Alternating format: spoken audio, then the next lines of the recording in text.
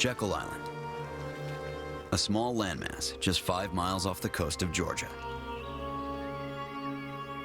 The Jekyll Island Club was built in 1886 to cater to America's ultra-wealthy. In the early 1900s, a covert group of armed men arrive in secret in the dead of night. They register under assumed names, then lock themselves in a single room to devise a plan that will change the life of every American.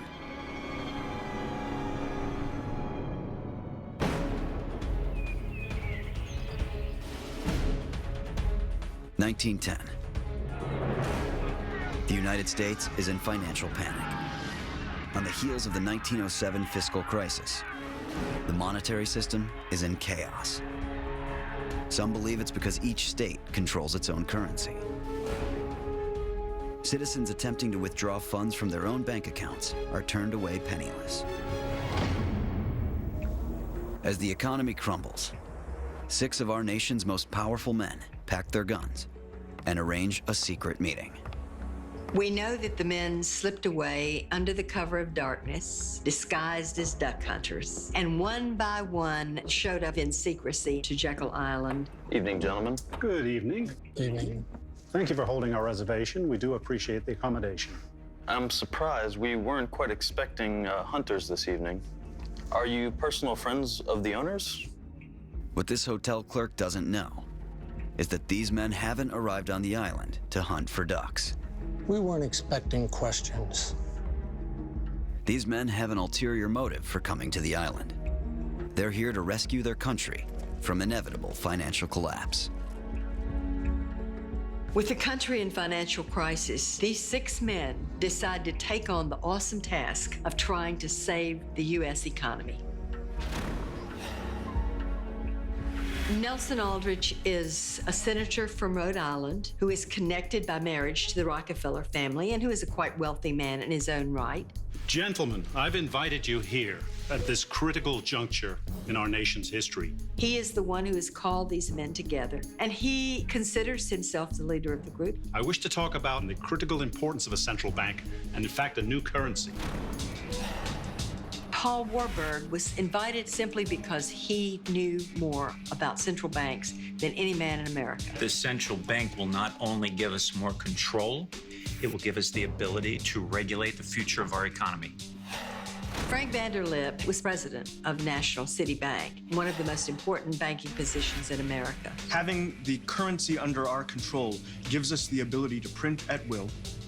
It gives us the ability to finance the government, and that puts the control in our hands. That's true. Benjamin Strong also represents a big banking interest. Gentlemen, may I interrupt and just say, brilliant idea for having this meeting in private.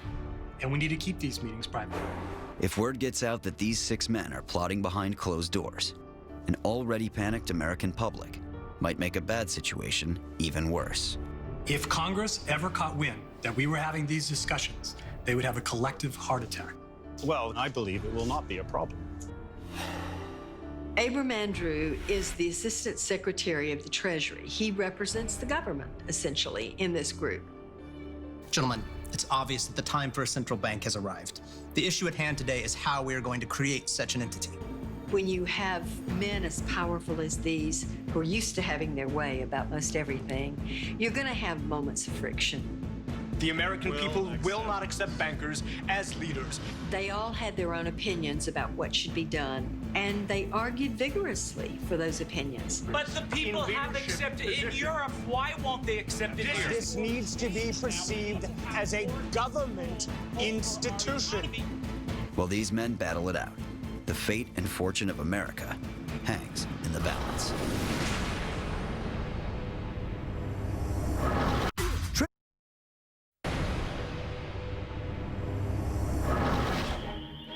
(1910), Jekyll Island, Georgia.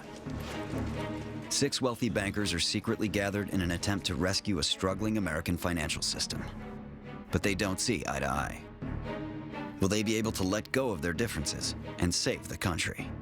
The American people will not accept bankers as leaders. But the people have accepted in Europe. Why won't they accept it This here? needs to be perceived as a government institution. After 6 days, the powerful men find enough common ground to create a framework for a central bank. Let's have a drink, my friends, to what we wish to achieve here, which is stability and prosperity for our businesses. To a central bank, gentlemen. Central bank. Here. To money.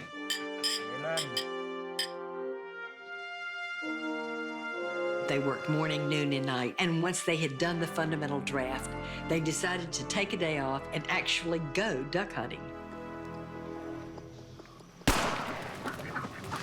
What should we call the bank?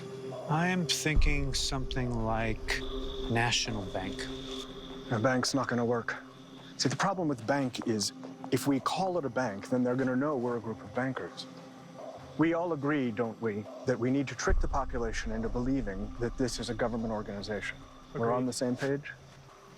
National organization, perhaps. That's in the right direction. Federal, national, how about American? No, I think national gives a sense of unity. Federal has a really strong official sound to it. I'm leaning in that direction. I want them to feel secure.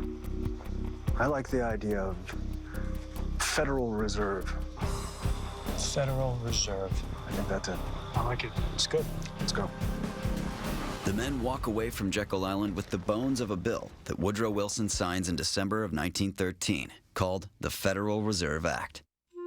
If the meeting at Jekyll Island had not taken place, I expect our country would have suffered many more financial crises and perhaps the Great Depression long before it happened. And who knows what could have happened financially within our country had the Federal Reserve System not been founded. Today, Jekyll Island is a little paradise. It's a place of peace and beauty as it was in 1910. It's been restored beautifully. The clubhouse is now a hotel. And guests at the hotel can not only enjoy the luxury resort, but relive a piece of history, where a clandestine meeting changed America forever.